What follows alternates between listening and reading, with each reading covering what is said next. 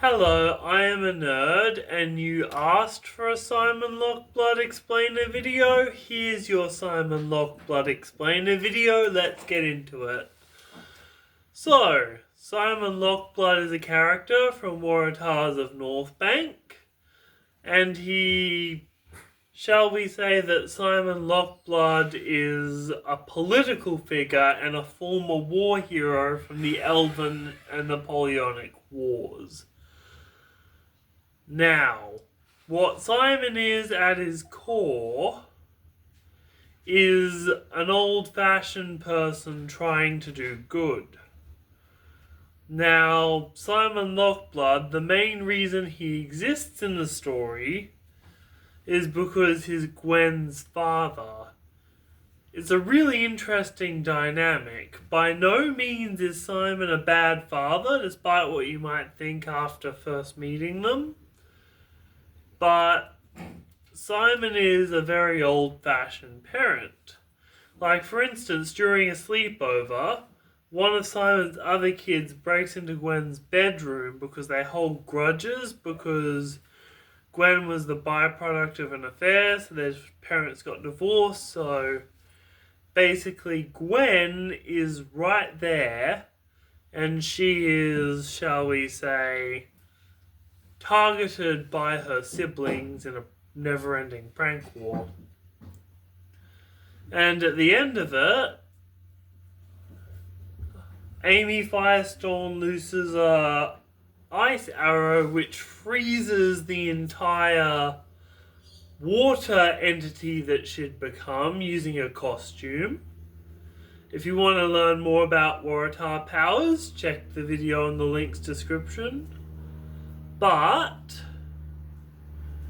as a Waratah, she was frozen, and Simon walked in on the whole mess, and he said that I would expect my own daughter, nothing less from my own daughter, and tells the daughter that came in to prank her that she should not dish it out without respecting retaliation from Gwen. And tells Gwen that she wishes more like what Amy just did from his own daughter, as in stand up for yourself. So those are basically his core values. But Simon Lockblood has lived a very hard life.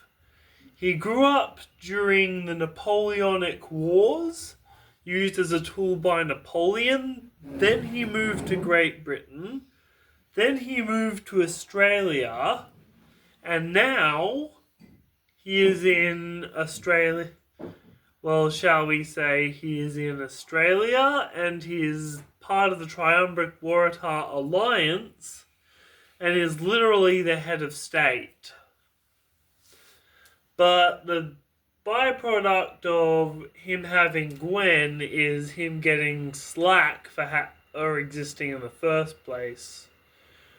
But the book goes out of its way to show you that's not Gwen's fault, it's Simon's. And well, Simon is a very interesting character. He's very morally complex. He's a military man, but in later books, he has to make a choice where he either does the humane thing or puts his guards in danger doing the right thing. So, Simon, push comes to shove, does the right thing. And another interesting relationship we have to talk about in regards to Simon is Try. You see, Try is Gwen's Sandman bodyguard. He is there to protect her from the assassins that want to assassinate her for being a political affair. Now, Try is there because he loves Gwen and she's an amazing person.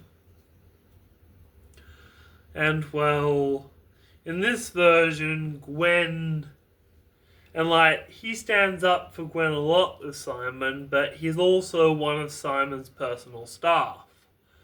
But, surprise, surprise, Try belongs to a Sandman village who hate Simon.